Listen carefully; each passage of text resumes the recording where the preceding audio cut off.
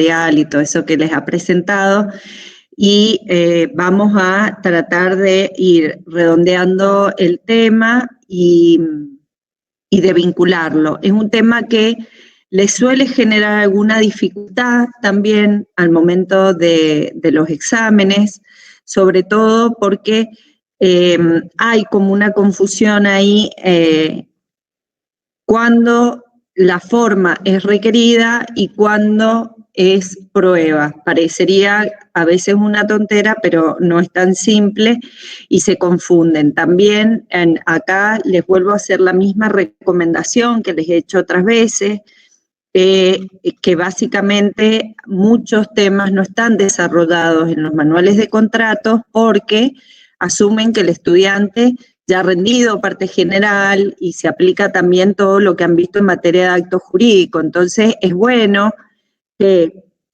antes de rendir vayan haciendo como un repaso también de esos conceptos generales que han visto, sobre todo en Introducción al Derecho, cuando ven instrumento público, instrumento privado, en Civil 1, porque son todos temas que nosotros no volvemos a profundizar y nos ocurre a veces en el examen que uno les pregunta, bueno, ¿qué es una escritura pública? Y no saben definirla, o qué es un instrumento público y no pueden definirlo. Entonces, y no es porque no lo sepan, porque lo han visto en materias anteriores, sino porque, bueno, la memoria es sensible, uno se olvida y es bueno que lo repasen. Después de la clase también, no sé si haya alumnos que van a rendir en estos próximos días. El que quiera, podemos le he puesto más tiempo, digamos, a la presentación de hoy, al encuentro sincrónico, para que podamos hacer preguntas de la materia también. Siempre recuerden que a medida que yo doy clase, a mí en absoluto no me molesta para nada que ustedes me detengan, me hagan preguntas, pueden hacerlo sin ninguna dificultad, por favor. Es medio difícil no verles los rostros y eso, pero bueno, es comprensible lo que nos toca vivir y lo importante es que estamos acá y nos podemos encontrar. También, si ustedes ven, yo tengo un Wi-Fi que es aéreo, entonces a veces baja también la intensidad. Si hay algo que se cortó, que no se escuchó, me escriben por el chat o me lo dicen y lo vuelvo a repetir si por algún motivo se ha perdido o se ha caído la conectividad. ¿Estamos bien? Sí, profe, perfecto. Bien, entonces vamos a comenzar. El material lo tienen ustedes subidos al aula, no solamente el mío, sino todo el otro material también interesante que les ha provisto el día de hoy, al día de ayer, perdón, el profesor Santiago. Acá hay una pregunta. Profe, lo que veamos hoy entra en el trabajo la semana que viene. Si ustedes se fijan en el cronograma de clases que está al principio del aula virtual, que es un pallet que hay, donde está el cronograma, esta vez sí tienen especificado para este práctico hasta qué tema específicamente entra. Así que se pueden fijar ahí, lo tienen, dicen, entra hasta forma, si no me equivoco, es lo que dice, pero chequéenlo por favor, está publicado ahí al inicio, digamos, del desarrollo de las unidades temáticas en el aula virtual. Bueno, vamos a comenzar entonces.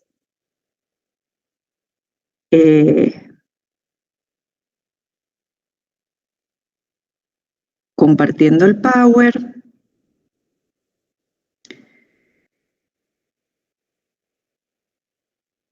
Cualquier cosita, por favor, me llaman la atención y me dicen si no se llega a ver o no corre. ¿Mm?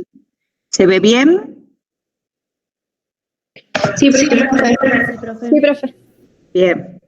Entonces, vamos a dar inicio formal. El tema de hoy, entonces vamos a terminar forma o vamos a redondear, ¿sí? Todo el tema de forma y prueba de los contratos. Cuando hablamos de forma y prueba de los contratos, específicamente dentro del Código Civil y Comercial, nos vamos a encontrar en el capítulo 7, artículos de 1015 al 1018. Es muy importante, en todas las materias codificadas, los ayuda, yo no soy muy buena con los números, les aclaro, pero para rendir y para, a medida que uno va estudiando, se los va aprendiendo de memoria y más o menos se va situando, pero es bueno en las materias codificadas tener manejo del código y poder saber bien dónde uno está posicionado al momento de tener que analizar o estudiar un tema. Sobre todo con el nuevo Código Civil y Comercial, donde hemos visto que hay vinculación entre el título preliminar y el resto de los títulos, y a su vez entre los capítulos y los títulos también, sobre todo acá en contratos, donde es una especie de acto jurídico, ¿sí? Entonces, fíjense que inclusive cuando hablamos de forma y prueba, están vinculados uno seguido del otro. Nosotros, dentro del mundo jurídico, ¿sí?, cuando hablamos de forma, solemos utilizarla generalmente en dos acepciones. Una acepción genérica y una acepción que es técnica, jurídica. Acá también es muy importante ser precisos, porque la técnica, como en toda materia, el lenguaje técnico específico también es importante, el propio de la materia. Genéricamente, nosotros hablamos de forma, nos referimos a la exteriorización de la voluntad de una persona. En general, ese es un sentido genérico y les diría más bien impropio. Cuando hablamos de forma en un sentido técnico, nos estamos refiriendo a ese conjunto de solemnidades que se exigen para el perfeccionamiento o para la celebración de un acto jurídico. El más, digamos, riguroso y conocido es la escritura pública. Vamos a ver que hay otros, ¿sí? Profe, Pero, nos están pasando las diapositivas, me parece. a ver, vamos a hacer una cosa. Ahí sí, Ahí profe. Sí. reduje yo, y ahí toqué algo, a ver. Vuelvo otra vez.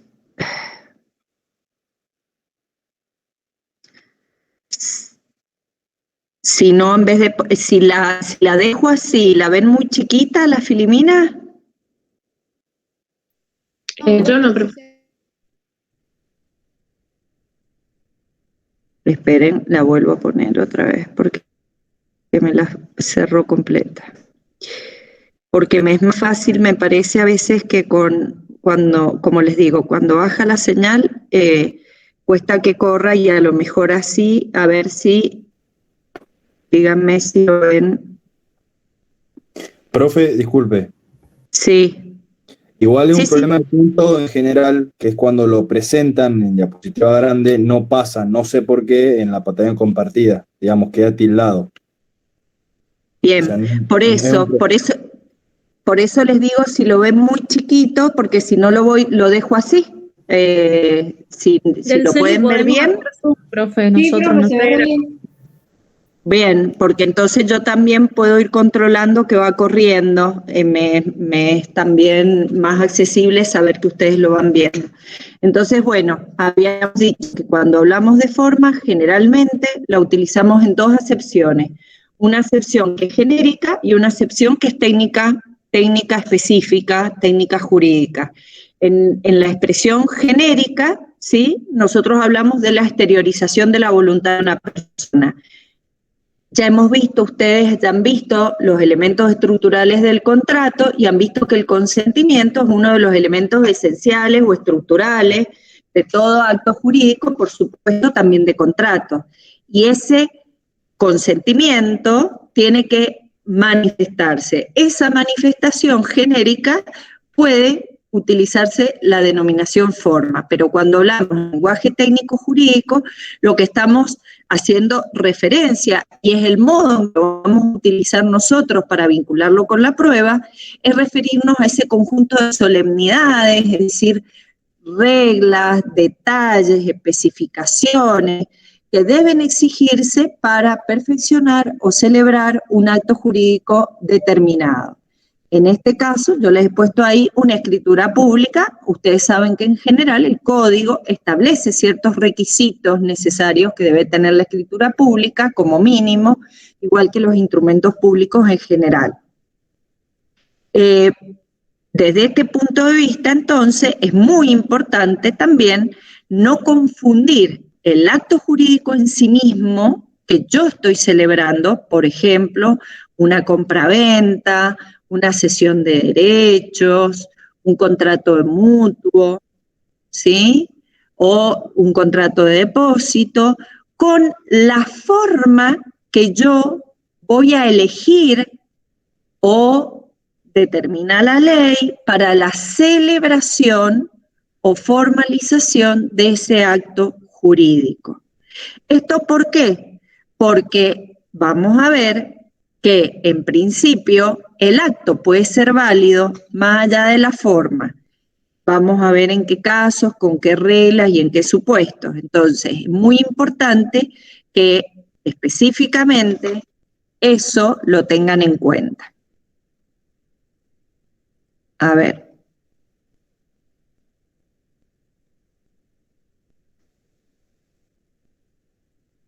Perdón, me desconcentran cuando piden el ingreso y ahí voy a tratar de correrlo un poquito más.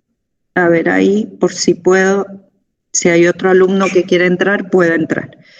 Le pueda dar el clic para entrar. Bueno, la forma normalmente, cuando hablamos de forma, hablamos de instrumentos públicos o de instrumentos privados. ¿Ustedes recuerdan en qué caso hablamos de instrumento privado? Así, de lo que han estudiado de introducción al derecho, de privado 1. ¿Alguno que se acuerde? Profe, el instrumento particular, pero con firma. A ver, que está bien, ¿qué más podemos decir?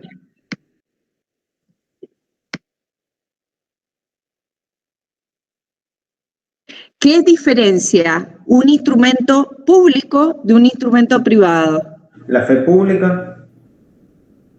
Sí, pero nos está faltando armar la frase completa. ¿Por qué hay fe pública? ¿La certificación de un escribano? Más o menos. Es la presencia del escribano, ¿sí? O del funcionario público, no necesariamente un escribano. El escribano o el notario es generalmente para los actos de escritura y el funcionario público puede intervenir en otros actos. Tiene que tener, cuando hablamos de funcionario público, que incluye por supuesto al escribano, estamos hablando de un agente que tiene esa investidura, que le da competencia material, es decir, en cuanto a lo que se trata, y le da competencia territorial para poder intervenir en determinados actos. Y él es depositario de la fe pública, dando, digamos, certeza de los hechos y de las cosas que se dicen en su presencia, ¿sí? Si yo digo que fulano dijo, de eso no da fe, sino da fe de que yo dije que fulano dijo. ¿Se entiende la diferencia? Sí, profe.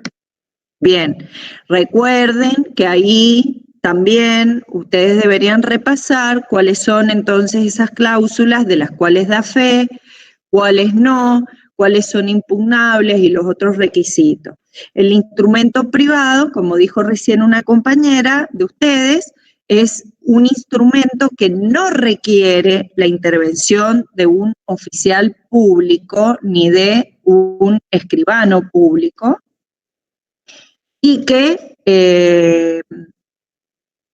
no requiere la presencia y que generalmente va firmado por las partes. Esa firma de las partes, de alguna manera, es lo que valida la existencia del documento. Vamos a ver también que en esto también hay algunas reglas particulares que ustedes han visto, cómo se impugna, etcétera. Eso lo han visto todo en privado 1 y estaría muy bueno que lo repasen para rendir contratos, ¿sí?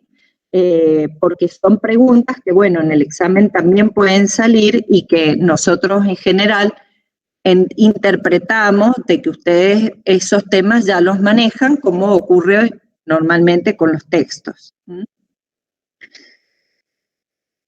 De allí entonces la importancia de la diferencia, porque un instrumento público se impugna de una determinada forma y requiere un proceso específico y especial para su impugnación por esta intervención del oficial público, en tanto un instrumento privado no requiere requiere un procedimiento específico.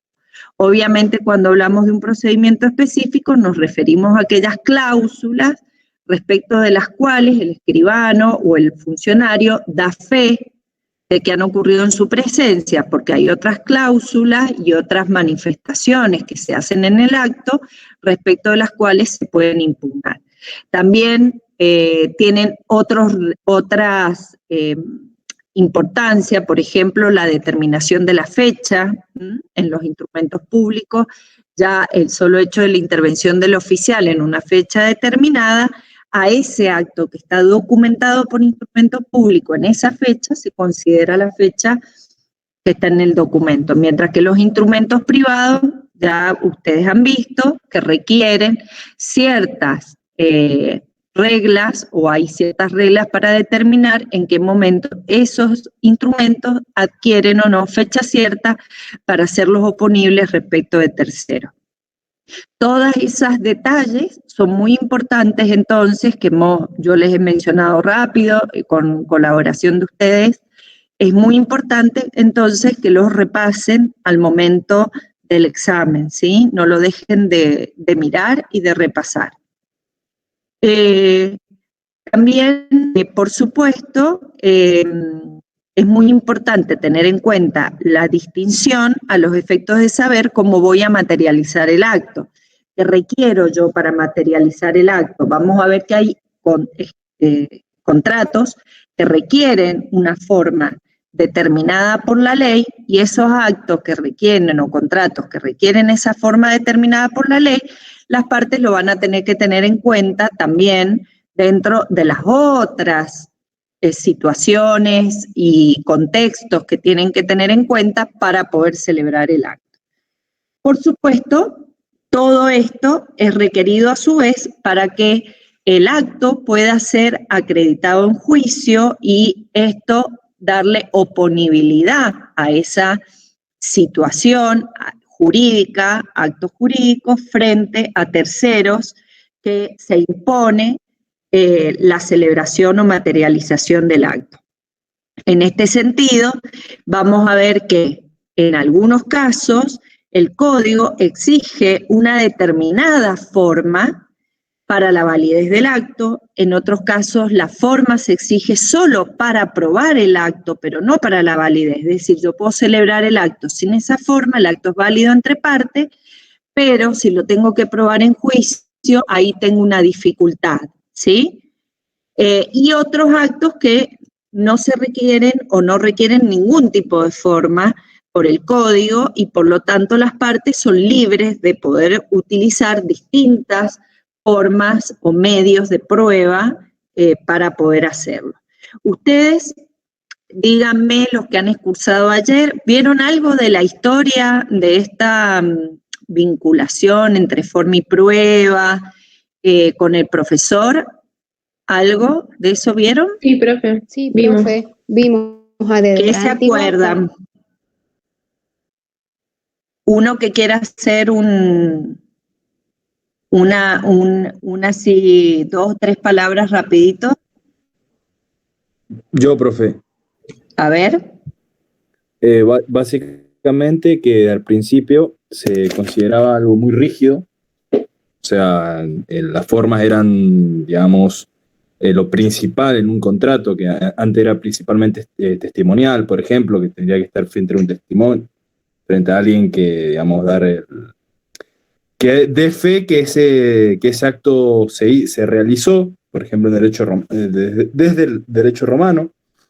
Después se fue avanzando y bueno, hubo más pruebas de escrito, digamos, en formato papel, bueno, todo eso así. Bien, ¿y por qué esta necesidad de la forma? ¿Por qué esa forma rígida? Algo de usted han visto ustedes en derecho romano también. Decía bien el pasaba? profesor que era para que los testigos pudieran básicamente memorizar las cosas que estaban pasando y así ellos pudieran después dar justamente un testimonio si había algún conflicto. Bien, esto ocurría básicamente porque la mayoría de la población era analfabeta, ¿sí? No sabía leer y escribir. Antiguamente solamente se educaban un grupo muy selecto, muy privilegiado. Entonces, a los efectos de poder, y no había, las comunidades eran pequeñas, no eran comunidades grandes, y las personas no había una gran circulación de personas de un lugar a otro. Recién con el Imperio Romano esto cambia un poco, se agranda el mundo, digamos, en ese sentido, y comienza a haber estos actos que se empiezan a identificar el acto en sí mismo con una solemnidad determinada al solo efecto de poder impresionar la memoria de los testigos presentes que iban a dar fe en algún futuro de que este hecho había ocurrido, ¿sí? O este acto entre las partes había ocurrido. A medida que la población va creciendo y la gente va circulando y el mundo se va agrandando, esto se va haciendo cada vez más difícil y también, lamentablemente, con el tiempo, el valor de la palabra también ha ido desvalorizándose y de a poquito, digamos, ha ido perdiendo importancia. Al ampliarse la cantidad de la población alfabetizada, esto hace que empiecen a tomar mucho mayor valor o importancia las pruebas que no dependen de la memoria o la impresión de una persona, sino más de documentos, instrumentos y otros requisitos, otros medios que se puedan utilizar que no dependan de la voluntad de personas específicamente. Así nacen también los registros. Es una forma, a su vez, de dar publicidad. Porque, bueno, la celebración de ese acto formal que se hacía, no sé, en la época del derecho romano, en la plaza, delante de todos, etcétera, hoy tampoco es posible, no tendría el alcance de oponibilidad que se requeriría para el derecho. Esto hace que surjan también los registros. Estos registros permiten que cualquier tercero interesado pueda acceder a la información y por lo tanto tomar conocimiento. Dentro de esos registros nosotros tenemos algunos registros que son constitutivos de derecho y otros registros que son declarativos de derecho. En materia de contratos, tenemos que tener cuidado porque en algunos casos, como por ejemplo el fideicomiso, el leasing, las agrupaciones de colaboración empresaria, las uniones transitorias, los consorcios de cooperación, además de celebrarse por instrumento escrito, ¿sí? Y en algunos casos por instrumento público también, eso cuando ustedes estudian la parte especial van a ver en qué casos, pero para que sea oponible a terceros normalmente requiere inscripción en algún registro. Entonces, algunos derechos surgen de esa inscripción que se hace en el registro. Por ejemplo, repeler o ejercer acciones respecto de determinadas personas o poder realizar el acto de secuestro de algún bien en caso de que no se pague o haya incumplimiento de la otra parte. Entonces, allí, además de la forma que le da validez al acto entre partes, para que se produzcan algunos otros efectos respecto de terceros, se requiere la inscripción en el registro. ¿Se entiende bien? Sí, profe. Bien. Bueno, cuando nosotros vemos el tema específicamente de la forma, está regulado en forma secuenciada, fíjense, ya habíamos más o menos ubicado las temáticas, tenemos el principio general, que es el de la libertad de forma, el 1116, que regula cómo es la modificación de un contrato cuando se ha determinado forma, la escritura pública y el otorgamiento cuando queda pendiente, es decir, se ha definido una formalidad por la ley o por las partes y por algún motivo esto todavía no se ha concretado. ¿Cuáles son los efectos? Entonces, entrando en el desarrollo de esto, como ustedes ya han visto en materia de acto jurídico, el principio general en materia de forma es justamente el de la libertad. Las partes, en principio, tienen autonomía para poder determinar de qué forma van a celebrar ese acto jurídico, ¿sí? En forma, estamos hablando ya en este sentido más técnico. Salvo, por supuesto, que la ley determine alguna solemnidad específica para la celebración del acto. Entonces, la regla es la libertad de forma en tanto y en cuanto la ley o inclusive la propia voluntad de las partes no hayan pactado una forma específica para la celebración de ese acto. Allí entonces tenemos que estar muy atentos de que cuando es la ley se cumplan esas solemnidades para que el acto produzca sus efectos propios. En esto hay alguna exigencia que es consecuente con la importancia de los actos que se van a celebrar. Van a ver ustedes cuando estudien que en general el código exige el instrumento público, en general cuando hablamos de contratos que requieren de alguna manera una formalidad, requieren un movimiento o imponen un movimiento económico que es significativo en el circuito patrimonial de las personas. Por ejemplo, yo celebro una compra-venta de un inmueble, o se celebra, no sé, un contrato de fideicomiso que tiene como efecto el fideicomiso generar un dominio revocable en favor del fiduciario. Entonces, esos contratos que tienen en general un impacto significativo de carácter patrimonial, en general el código exige que se hagan por escritura pública o por instrumento público. ¿Para qué? Porque, bueno, la formalidad, al requerir la intervención de un tercero, hace ya que el acto no sea tan espontáneo, que requiera mayor reflexión por parte de los interesados y el cumplimiento de las solemnidades, hacer de alguna manera que las partes reflexionen sobre la importancia. También, como estos actos tienen este impacto patrimonial que hemos hablado, también implica la valoración por parte de la intervención del oficial público de cómo están las habilidades personales de cada uno de las partes para celebrar el acto. Vimos las clases anteriores, lo que era la capacidad y las restricciones a la capacidad. Una de las funciones que tiene este oficial público en la intervención es verificar esto, ¿no? ¿Qué habilidades tienen o qué capacidad, si esta capacidad está plena, está restringida o no por el impacto que tiene? Entonces vamos a ver, por ejemplo, la donación de bienes inmuebles también se debe hacer por escritura pública, porque implica un acto a título gratuito donde sale un bien significativo del patrimonio de una persona. Entonces, muy importante también verificar en qué estado están sus facultades mentales. ¿Se entiende la importancia? Es decir, hay una lógica consecuente también en esto, pensada en relación a la exigencia de la forma.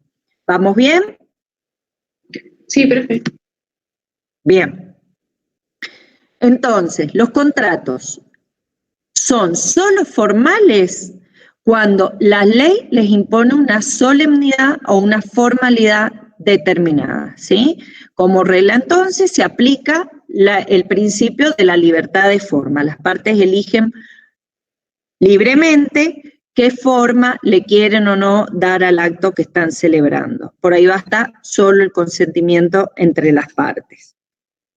En este sentido, entonces, se respeta el principio que ustedes ya han venido estudiando en materia de actos jurídicos. Los contratos, entonces, los podemos dividir en formales y no formales.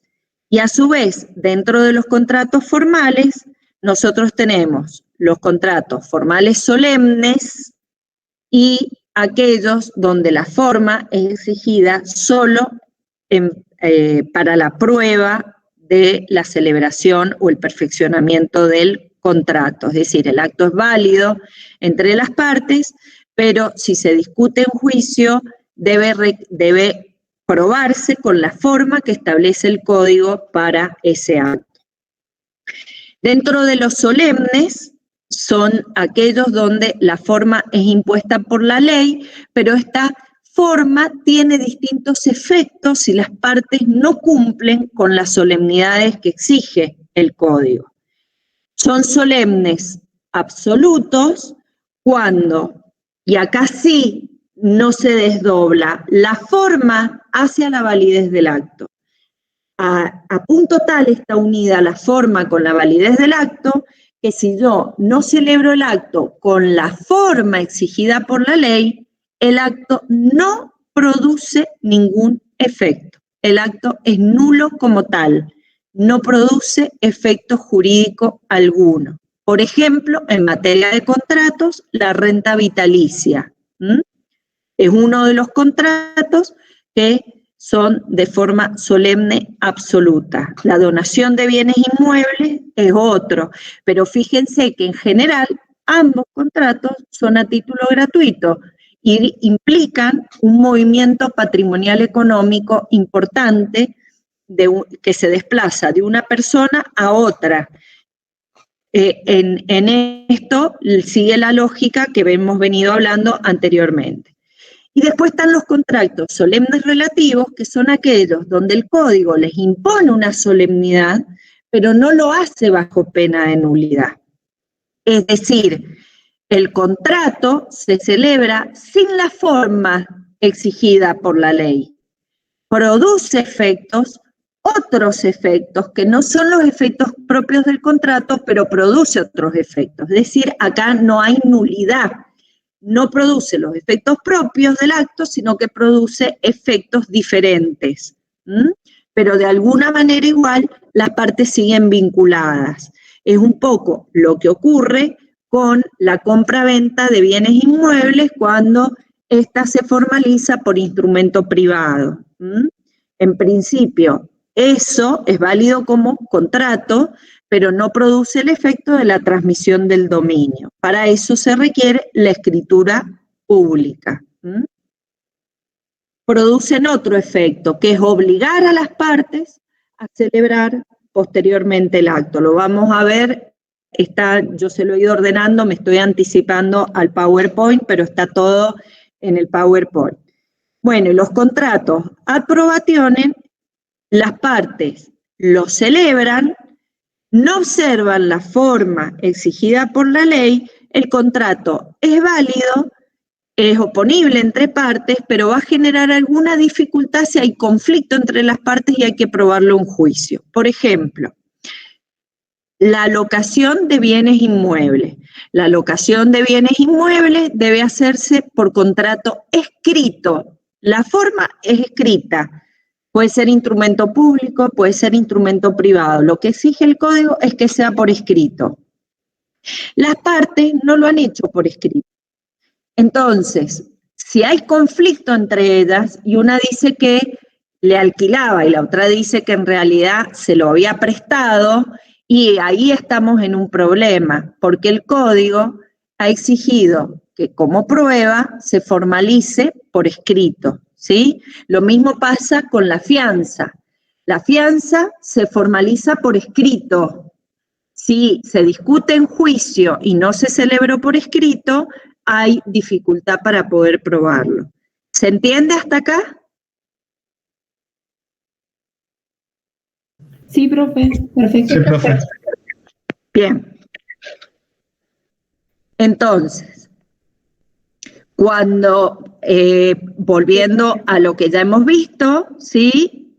Siempre hay que unir lo que venimos viendo a todo lo que hemos visto en la teoría general, digamos, o en la parte general en materia de actos jurídicos y en materia de forma y prueba. También vimos, no sé si les tocó conmigo, clasificación de los contratos, sí, la vieron conmigo, que yo les dije que ya todos estos temas los íbamos a ir desarrollando, pero tenemos que ir hilando todos estos temitas y cuando yo les dije, ¿se acuerdan que la clasificación de los contratos era como un eje transversal de toda la parte general y especial?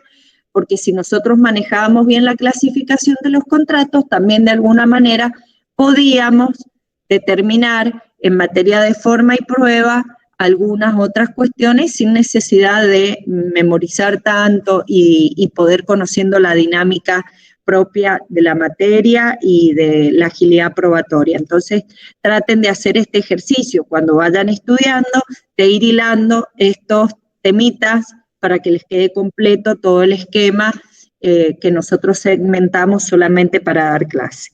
Fíjense que el artículo 285 dice que el acto que no se otorga con la forma exigida por la ley no queda concluido como tal mientras no se haya otorgado el instrumento previsto, pero vale como acto en que las partes se han obligado a cumplir con la expresada formalidad, excepto que ella se exija bajo sanción de nulidad. ¿Sí? Era en esto, cuando vimos ahí la clasificación, estamos entonces en los contratos formales, solemnes, relativos.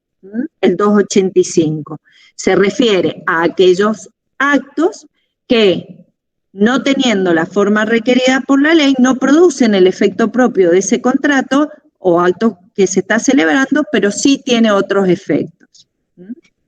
Salvo, por supuesto, que sea bajo pena de nulidad. Entonces ahí yo les he dejado un cuadrito, eso lo ven solos, no hay problema.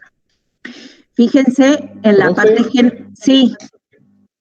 Disculpe, quería preguntarle algo al respecto de eso. Esta última parte donde en el artículo decía bajo pena de nulidad. Por ejemplo, si se realiza una compraventa de un inmueble, ¿no? Y no se realiza lo que es la inscripción registral, que eso se exige, ¿no? Y yo realizo la compraventa, bueno, lo único que le hago es un pagaré y no hacemos lo que sería la escritura. ¿Qué es? ¿Todo el acto es nulo porque no hicimos la escritura? ¿O cómo sería? No. En primer lugar, ¿cómo te dicen? ¿Jesús o Nicolás? Nicolás. Nicolás. Bueno, el registro de la propiedad, y esto es para todos, el que se anima lo conteste y de paso vamos haciendo un repaso. ¿Tiene efecto constitutivo de derechos o declarativo de los derechos? En materia de inmuebles, declarativo. En materia de automotor, constitutivo, creo. Bien, perfecto. Es decir, que si yo vendí un inmueble y no lo inscribí, el problema que voy a tener es que no voy a poder oponer esa compraventa respecto de terceros. Esto me va a generar un problema. Está en el programa, no me acuerdo si es en la parte general, creo que está en la parte especial, la problemática del boleto de compraventa, y lo vamos a ver específicamente, así que quédense tranquilos. Pero en principio, cuando hablamos de la compraventa de inmuebles, la escritura pública produce el efecto de transferir el dominio. Recuerden ustedes que para transferir un inmueble se requiere el título y el modo. El modo es la tradición de la cosa, poner al otro en posesión material de la cosa. Y el título es, en este caso, la compraventa. Entonces, si yo celebré la compraventa por instrumento privado y no hice la escritura, esa compraventa es válida como tal, porque la compraventa no requiere forma, es un contrato consensual, es no formal. Lo que es formal es la necesidad de instrumentarlo por escrito para producir ese efecto de la transmisión del dominio. En ese caso, si yo hice la compraventa por instrumento privado, va a producir los efectos de el contrato de compraventa, pero no va a producir el efecto de la transmisión del dominio. Va a ser nulo, desde ese punto de vista no produce ningún efecto, perdón, no es nulo, no produce ningún efecto. Pero sí me legitima a mí, por ejemplo, si yo fui la que compré, a demandar judicialmente al que me vendió para que me otorgue la escritura pública. ¿Sí? ¿Se entiende, Nicolás? Perfecto, perfecto. Sí, o sea, yo lo puse en el ejemplo ese, pero la cuestión es esto, de que en el caso de que no se cumpliera, esta cuestión de que nulifica el acto. A ver, un ejemplo de lo que vos estás preguntando, porque ese sería una forma solemne, ¿sí? No absoluta. Un contrato solemne absoluto, de lo que vos me estás preguntando, específicamente tenemos la renta vitalicia. La renta vitalicia es un contrato por el cual una parte se obliga a pagarle una prestación periódica a otra mientras está viva, ¿sí? Implica un desembolso patrimonial significativo o la donación de un bien inmueble. Esa requiere que se haga por instrumento público bajo pena de nulidad, ¿sí? Ahí sí, por el efecto que tiene. Si yo no celebro la escritura pública, no la inscripción, porque la inscripción lo que hace es solamente darle oponibilidad. Si no lo hago por escritura pública, entonces en ese caso sí se afecta de nulidad al acto. ¿Se entiende? Perfecto, profe, muchas gracias. Bien. El artículo 969, nosotros lo vimos cuando vimos los contratos formales y no formales en la clasificación, ¿sí? Dice, los contratos en los cuales la ley exige una forma para la validez son nulos si la solemnidad no es satisfecha. Cuando la forma es requerida para los contratos, lo es solo para que estos produzcan los efectos propios sin sanción de nulidad. No quedan concluidos como tales mientras no se haya otorgado el instrumento previsto, pero valen como contratos en los que las partes se obligaron a cumplir con la expresada formalidad. Cuando la ley o las partes no imponen una forma determinada, esta debe constituir solo un medio de prueba para la celebración del contrato. Es decir, que en la parte general, cuando vimos la clasificación, ya más o menos nos está orientando el código respecto de esto que profundiza más adelante a partir del 1015, 1016, 1017 y 1018. Por eso yo les decía que es importante que vayamos tratando de hacer este ejercicio de ir hilando la secuencia. Ahora ya sí, en la parte de contratos, en el 1016, dice, la forma impuesta para la celebración del acto rige también para las modificaciones ulteriores que le sean introducidas. Esto es importantísimo. Si el contrato se eligió por las partes o la ley impone la escritura pública, toda modificación ulterior que yo haga a ese documento debe hacerse por escritura pública, ¿sí? Esa es la regla. Ahora vienen las excepciones a continuación, excepto que versen sobre estipulaciones accesorias o secundarias o exista una disposición legal que autorice lo contrario. Pregunto, ¿qué les parece a ustedes? ¿Será fácil calificar una estipulación accesoria o secundaria? No. No, ¿sí? Lo que sí, en general, algo que no hemos hablado, es que la intervención de un oficial público normalmente encarece el acto, ¿sí?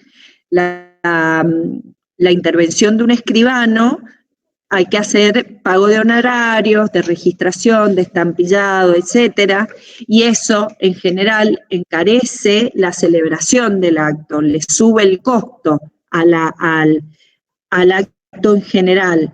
Entonces, previendo esa situación es que se establecen estas excepciones para estipulaciones accesorias o secundarias. Acá hay que tener mucho cuidado, ustedes cuando sean abogados, cómo asesoran para no calificar mal las cláusulas y después correr el riesgo de que no puedan ser oponibles porque no reúnen la forma según lo que se ha pactado o establece el código respecto de la formalidad del acto. Vamos entonces a especificar. Yo acá les he hecho un punteo y una selección, porque como ustedes todavía no han rendido la parte especial, para que cuando rindan y estudien tengan ejemplos de cada una de las situaciones. Vamos a hacer un punteo de los contratos formales sin sanción de nulidad. Por ejemplo, en el código que se exija por escrito, instrumento escrito, no se exige otra formalidad, es decir, no hace falta la intervención de un oficial público. Como exigencia de instrumento escrito tenemos la locación de inmuebles, muebles registrales universales, contratos bancarios, contratos con consumidores, contrato de agencia, los contratos bancarios con consumidores, perdón, contrato de agencia, contrato de fianza, la transacción, el acuerdo de arbitraje, colaboración, uniones transitorias, cooperación, consorcios de cooperación. Pregunta, así en términos muy generales, ¿qué hilo o qué tienen en común, les parece, todas estas figuras? Que desde el punto de vista, digamos, de la regulación, les parezca que eso se ha priorizado para exigir que sean por escrito. ¿Están protegiendo derechos de terceros? ¿Podría ser? Sí, sí, pero más que eso... Hay plata de por medio. La duración, profe. Bien, bueno, fíjense cómo ustedes ya de alguna manera van teniendo algunas nociones de la importancia de los actos. Hemos dicho afectar los derechos de terceros, sí, eso es relativo porque en realidad esto es entre las partes, ¿sí?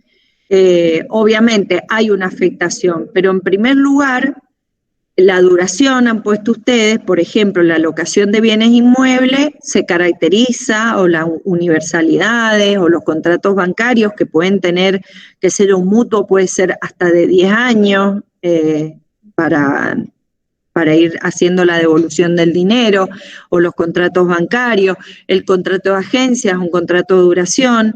Uno es esto, el tiempo, bien. Y el otro, fíjense, cuando hablamos de la fianza, de la transacción, del arbitraje, ¿qué estamos haciendo en una transacción, por ejemplo? Ponerle fin a derechos dudosos o litigiosos. Bien, tal cual. Y además la transacción implica que cada una de las partes ha renunciado a algo de lo que pretende o de lo que puede pretender para poder llegar a un acuerdo. Entonces, lo mismo ocurre en el arbitraje, lo mismo ocurre en el contrato de colaboración, donde todos tenemos un fin común, entonces de alguna manera hay algo que prevalece por encima de las partes. Fíjense cómo, haciendo un poquito o centralizándonos, esto que yo les había dicho a ustedes en la clasificación de los contratos, los intereses, etcétera, cómo podemos ir apoyándonos en estos elementos como para tener alguna idea, digamos, de por qué se exige esa formalidad y por qué no otra y por qué no exigir ninguna, ¿sí? Escritura pública, ejemplos de escritura pública. Acá tienen nombrado los contratos. La renta vitalicia, según, y la renta vitalicia siempre, perdón, y según el bien, la naturaleza del bien que es objeto de este contrato, tenemos el contrato de cesión, el contrato de fideicomiso. Vamos a ver que en el contrato de fideicomiso, cuando son bienes registrables, aeronaves, buques, se hace por escritura pública específicamente. Otro tanto ocurre con el leasing. Los contratos que tienen por objeto la adquisición, la modificación, la extinción de derechos reales sobre inmuebles. ¿Por qué les parecerá este inciso? Adquisición, modificación o extinción de derechos reales sobre inmuebles. ¿Que implican una disminución patrimonial para el individuo? No necesariamente, porque en la adquisición implica un aumento y en la modificación podría ser también un aumento. Es por la importancia patrimonial que tienen ese tipo de cosas. Profe, ¿puede ser en el caso que usted mencionó antes, que en el caso de que si tienen que ser judicializados se necesita de este instrumento? Bien, en realidad ahí por el chat también se van acercando. El contrato de compra-venta de inmuebles, ¿cómo se celebra? ¿Cómo les he dicho yo que se celebra? Título y modo, dijimos. Por escritura pública. Por escritura pública. Entonces, si yo voy a hacer una modificación, una adquisición o una extinción de derechos reales, no hablemos del derecho de dominio, puede ser una servidumbre, puede ser algún otro de habitación, derecho a uso. Lo lógico es una cláusula secundaria, accesoria, o modifica un acto o un contrato que sea celebrado por escritura pública o por instrumento público.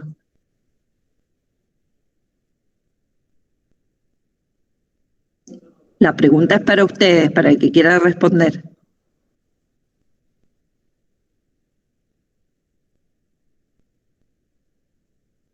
Y lo lógico sería que cualquier modificación se haga por escritura pública, porque no es secundaria. Exactamente, no es secundaria, y no es secundaria porque estamos hablando estamos modificando el derecho real a como estaba en su situación anterior. No es algo secundario. Si yo constituyo una hipoteca, por ejemplo, es decir, estoy grabando el bien, un bien libre ahora está grabado con un derecho de hipoteca. Entonces, no es el mismo bien al que hablábamos anteriormente. No podemos considerar que eso sea algo secundario o accesorio. Es principal, ¿sí? Está afectando esencialmente la cosa en cuanto a su valor, en cuanto a su patrimonialidad. Bueno, el otro inciso dice derechos dudosos o litigiosos sobre inmuebles. Por argumento similar, los accesorios a contratos otorgados por escritura pública, ¿sí? Con la salvedad que vimos anteriormente, los que por acuerdo de las partes o por disposición de la ley deben ser otorgados por escritura pública. Bueno, ya vimos recién el 218, esto ya lo hemos dicho, que cuando las partes o la ley han previsto una forma y esa forma no se ha concretado, el acto no queda concluido como tal, produce otros efectos jurídicos, entre ellos genera esta obligación de hacer el acto con la formalidad que las partes o la ley han establecido, ¿sí? Y en este caso se permite demandar judicialmente esa obligación de hacer, y acá el código específicamente permite que si la parte demandada no quiere cumplir con esa obligación de otorgar el instrumento público, lo puede hacer en su representación el juez. Esto es lo que ocurre normalmente con las demandas de escrituración, ¿sí? Cuando yo celebré el contrato de compraventa de un inmueble por instrumento privado,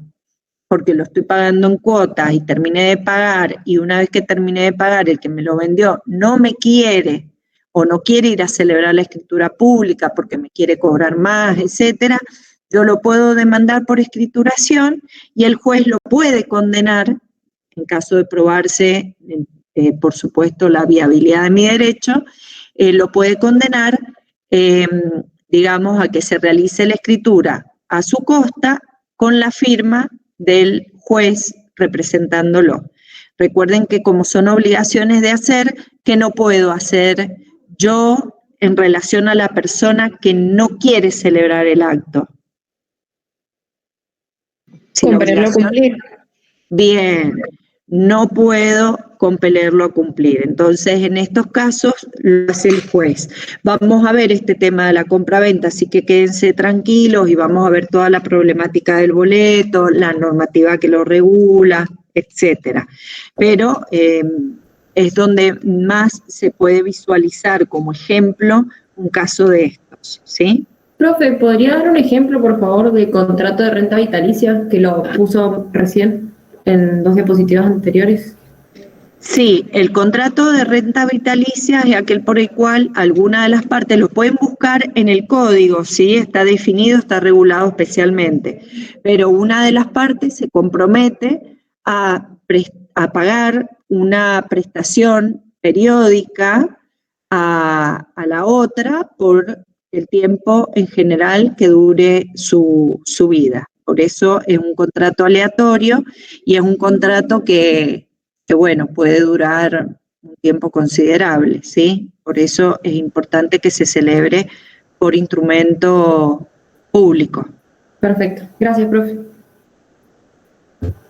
Bueno, la prueba del contrato formal. Dicen, los contratos en los cuales la formalidad es requerida a los fines probatorios, ¿ah? Ya salimos de los contratos solemnes, sino estos son los ad probationem del cuadrito anterior, dentro de la forma, pueden ser probados por otros medios, inclusive por testigos. Y acá, ojo, ¿ah?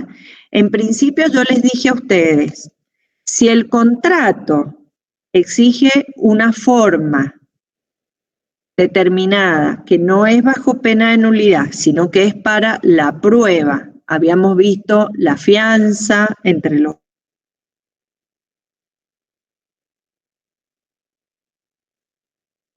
contratos, y yo no tengo esa forma, dice, pueden ser probados por otros medios, inclusive por testigos. Y acá, ojo, si hay imposibilidad, porque acá empieza el punteo, en principio debo tener la forma que exige el código, ¿sí? Si yo no tengo esa forma, puedo por otros medios, pero siempre que se den estas circunstancias. Si hay una imposibilidad de obtener la prueba de haber sido cumplida la formalidad. Por ejemplo, yo celebré el contrato de fianza. Ustedes recuerdan, acá en Mendoza hace mucho que no se da un aluvión, por ejemplo, pero no sé si ustedes recuerdan, hace unos años atrás, en La Plata, que llovió mucho de golpe y no faltaban algunas obras de drenaje, y el agua empezó a subir y generó 1,5 metros, más o menos a 2 metros de agua en las viviendas. Bueno, acá en Mendoza también nos ha pasado, con algunas lluvias muy fuertes cerca del aeropuerto, no sé si recuerdan, con 1,5 metros por ahí de agua dentro de las casas y que demora tiempo en drenar. ¿Recuerdan o no casos de eso? Yo acá no, profe. Acá no recuerdan ninguna lluvia que ahí en el puente del acceso que está entre, digamos, llegando antes del shopping a la altura de la Virgen, donde está el Cóndor, que se inunda de agua, y después más allá cerca de la zona del Canal 7, por ahí, yendo al aeropuerto, también se inunda de agua. Bueno, presten atención a esas lluvias copiosas, cómo se inundan esa zona. Supónganse que yo tengo el instrumento escrito, ¿sí? Que pide la fianza privado. Lo tengo guardado. Llueve copiosamente y ese instrumento se destruye por efecto del agua. o hay un sismo, un terremoto grave y se destruye la casa y no puedo encontrar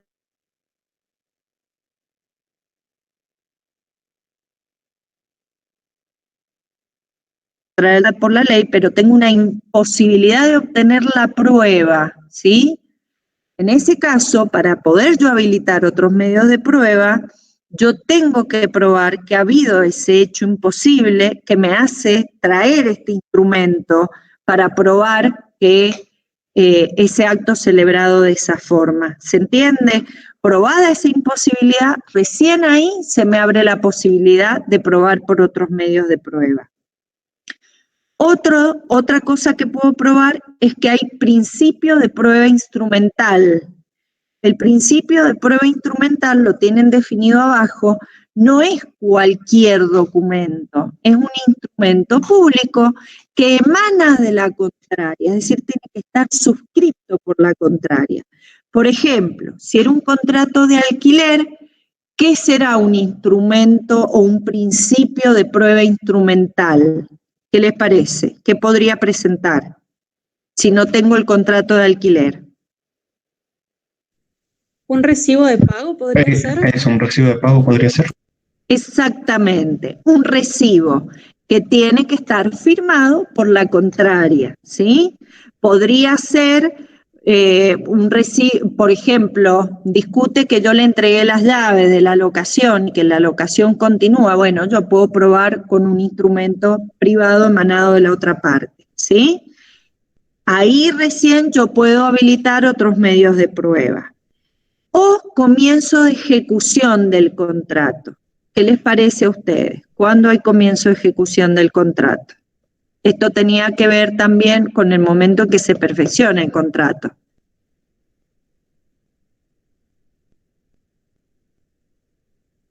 Cuando te vas a vivir ahí, profe. Por ejemplo, la mudanza. El problema acá es que en la locación, la mudanza podría ser, en vez de una locación, un comodato. Entonces no me va a alcanzar el principio de ejecución para probar que es una locación o que es un comodato. ¿Se entiende? Si es un contrato o es otro. ¿Se entiende la diferencia? Sí, profe. Ahora, si yo hubiera celebrado, por ejemplo, un contrato de agencia, que fue otro de los contratos que vimos que debían instrumentarse por escrito, yo podría probar que la otra parte me ha enviado mercadería, por ejemplo, en un periodo determinado en forma secuenciada. Entonces, bueno, no tengo el instrumento escrito, pero tengo principio de ejecución. He ido recibiendo mercadería y yo he ido haciendo pagos, ¿sí? Obviamente, junto con otras pruebas, yo puedo ir probando. ¿Se entiende? No es tampoco que yo puedo usar cualquier prueba. Tengo que, para habilitarme, si no tengo el medio previsto por el código para la formalización del acto, para habilitarme otros medios de prueba, tengo que poder probar alguna de estas circunstancias. Recién ahí yo puedo probar por otros medios de prueba, inclusive por testigos. ¿Se entiende? Profe, Sí. en un ejemplo de locación, ¿podría ser un medio de prueba los garantes? Bueno, acá tenemos un problema, porque los garantes en realidad, ¿qué son? Y como si no podés pagar, tienen que pagar ellos. Como que aseguran el pago al locador, sería. Bueno, pero ese es otro contrato. Los garantes se vinculan al contrato de locación por otro contrato. Ah, no sabía. ¿Cuál es la figura jurídica de los garantes? No importa. La fianza. La fianza. Y hemos visto recién que la fianza exige para ser probada la misma forma que la locación. Ah, sí. ¿Sí? Bueno, obviamente estamos en parte general y ustedes todavía no han visto la parte especial, ¿sí? Así que no se preocupen, yo por eso pregunto en forma abierta para que el que sepa pueda ir contestando. Pero está muy bueno, igual, que hagan las preguntas y que lo veamos para que ustedes puedan ir hilando y atando los temas, ¿sí? Aunque no los profundicemos y no los veamos en detenimiento, ustedes puedan comprender cómo es la dinámica del tema de hoy, pero a su vez ir ampliando y vinculando esta parte general. ¿Se entiende? No sé quién preguntó recién, perdón, no vi el nombre. Sí, profe. Bien. En general, la prueba solo por testigos no es una prueba admitida. ¿Por qué? ¿Qué les parece a ustedes? Algo dijimos en la historia. Se ha perdido el valor de la palabra. Se ha perdido el valor de la palabra, exactamente. Pueden mentir, muy bien. Ahí el compañero que puso en el chat. Lamentablemente, esta pérdida del valor de la palabra empeñada hace que la prueba de testigos por sí sola, en general, no sea una prueba privilegiada.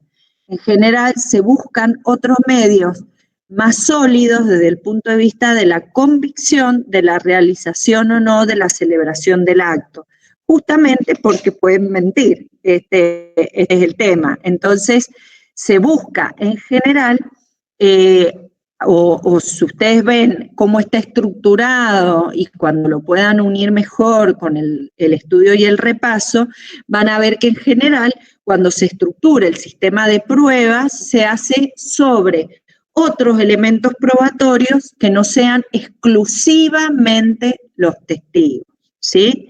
Es decir, no quiere decir que no puede haber testigos. Puede haber testigos, pero no tiene sentido presentar 10 testigos si no tengo un solo documento, salvo que cada uno pueda armar una pieza del rompecabezas, ¿sí? En algunos casos es determinante contar con algunos otros elementos probatorios, sobre todo cuando hablamos de montos que son significativos o movimientos patrimoniales que se hacen entre las personas que tienen impacto en herederos, en acreedores, etcétera. Entonces, vamos a, digamos, como crítica que se le hace a este artículo en la redacción al 1020, en general ustedes van a ver que los autores dicen, bueno, ojo, acá tenemos que tener cuidado de no asociar la forma escrita como forma para la prueba del contrato. Por eso recién estuvo bueno la dinámica que hicimos. Yo, para aprobar en el contrato formal aprobaciones, yo tengo que tener esa forma que exige el código, que es la forma escrita, ¿sí? Esa forma se exige para la prueba del contrato, no hacia la validez del acto, pero sí a la prueba. La forma escrita generalmente es una forma que viene impuesta por la ley, ¿sí? Que puede o no ser solemne, depende los efectos que ya vimos cuáles son los casos. Pero si la prueba es exigida solo como prueba, esa forma escrita, ¿sí? El contrato es válido y eficaz entre las partes, aun cuando no tenga esa forma. Por eso, la ley permite en estos casos que cuando yo puedo probar estos supuestos, puedo introducir otros elementos de prueba, porque en principio el contrato es válido entre las partes. Supongamos, celebramos una locación de bien inmueble que debe celebrarse por escrito y ninguna parte ha discutido no la existencia del contrato. Y el locatario, yo soy la locadora, me debe 3 meses de alquiler y yo inicio la demanda por cobros de alquiler. Y él contesta la demanda y me dice, sí, yo le debo, pero no puedo pagar. Pero reconoce el contrato. El contrato es válido, aunque no tenga esa forma requerida por la ley. ¿Por qué? Porque entre partes es válido. En general, el problema se presenta cuando esa existencia del acto es discutida por alguna de las partes o es negada por alguna de las partes, que solamente entonces lo puedo probar con la forma que determina el código o la ley especial. ¿Se entiende? Sí, profe. Bien. Contrato formal bajo pena de nulidad tenemos, ya habíamos dicho, la donación de bienes inmuebles o de prestaciones periódicas o vitalicias, que es el contrato de renta vitalicia que vimos recién. Ahí tienen los artículos del código también para buscarlo. Otro que se debe hacer, que es contrato formal bajo pena de nulidad, es la transacción. ¿Se acuerdan? La transacción antes la estudiaban en obligaciones, ahora la tienen también en la parte general. ¿Se acuerdan algo de la transacción? Profe, pero ¿no era que estaba como formal pero sin sanción de nulidad la transacción? A ver, a lo mejor me pude haber equivocado. No, no sé, digo, porque la vimos recién, pero puede ser que lo anoté mal.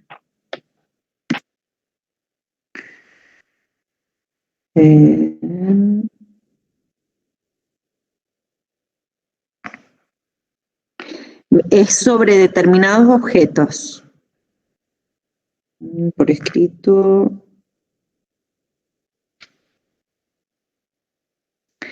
Uniones transitorias, acá me parece, contratos bancarios, bienes registrables, no, está bien.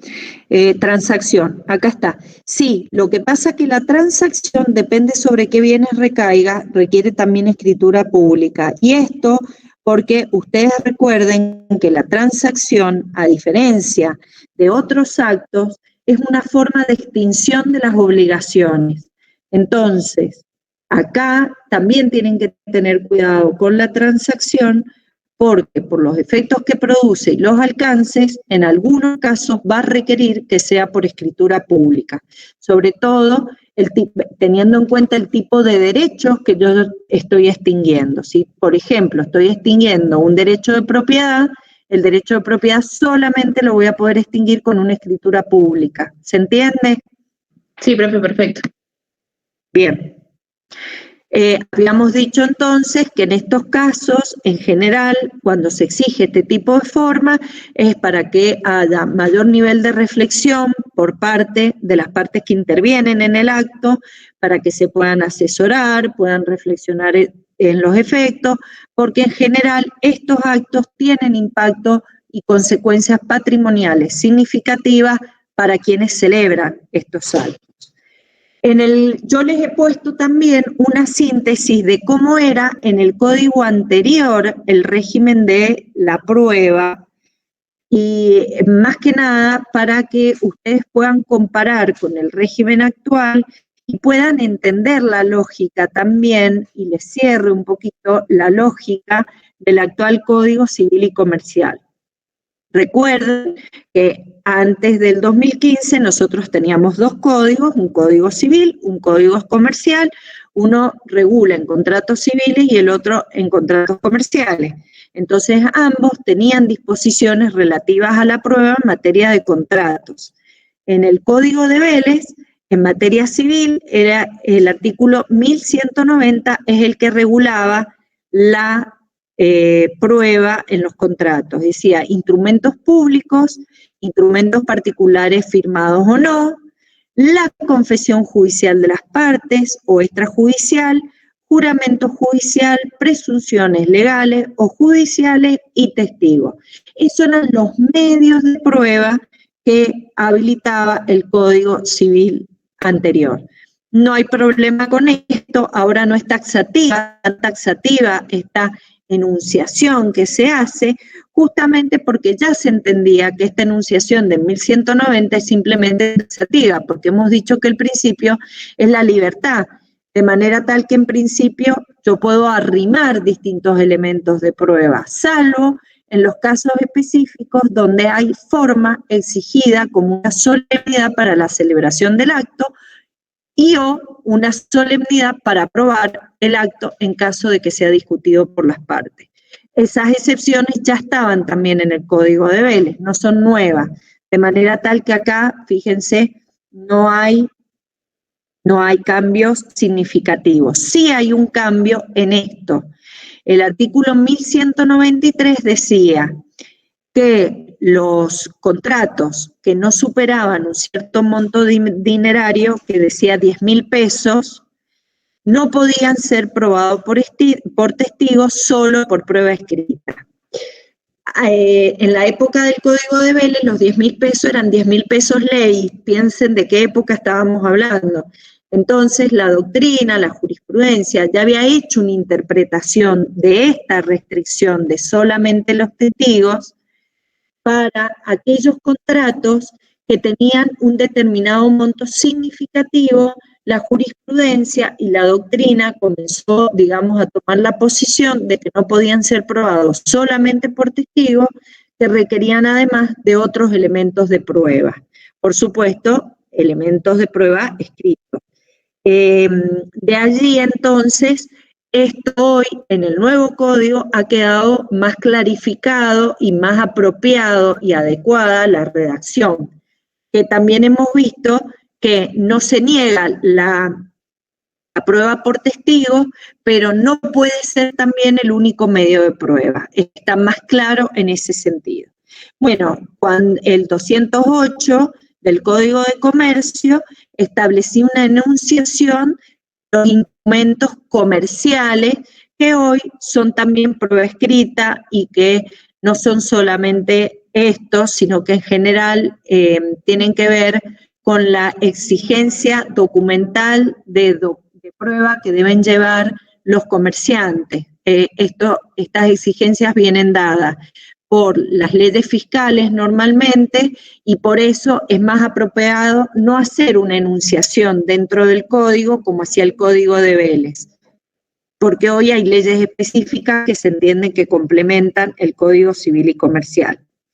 Entonces, en el código anterior, como les dije, ya hemos visto este tema de la prueba solamente por testigos. Prueba por testigos. La única excepción en este sentido era cuando había principio de ejecución, principio de prueba por escrito o principio de prueba testimonial. La prueba testimonial resulta inadmisible para aprobar el contrato. Fíjense cómo todos estos artículos hoy han quedado comprimidos y sintetizados en un régimen que está bastante cerradito, que es el que hemos venido viendo y explicando ahora. Bueno, vamos entonces a la prueba. La prueba específicamente está en un solo artículo de todos los que hemos visto, que es el 1019, que dice: los contratos pueden ser probados por todos los medios aptos para llegar a la razonable convicción según las reglas de la sana crítica y con arreglo a lo que disponen las leyes procesales, excepto disposición legal que establezca un medio especial. Los contratos que sea de uso instrumental no pueden ser probados exclusivamente por testigos.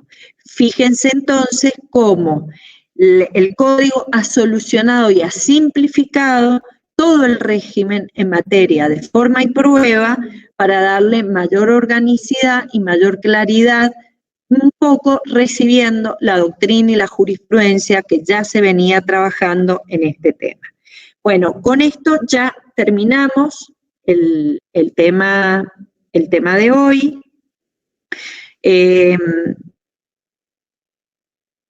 No sé si quedan dudas, preguntas, o si hay alumnos que estén por rendir y quieren hacer consultas de la materia, como habíamos pactado en algunos que me habían preguntado. No tengo problema, hay un tiempo más todavía de encuentro sincrónico programado. Si no, van quedando liberados los que se quieran ir retirando. Y les agradezco muchísimo de estar y no duden siempre de consultar. Somos conscientes de la dificultad que nos pone este distanciamiento de la facultad, la presencia física, así que no duden en preguntar todo lo que necesiten. Bueno, profe, muchas gracias. De nada. ¿Alguno que quiera hacer consulta?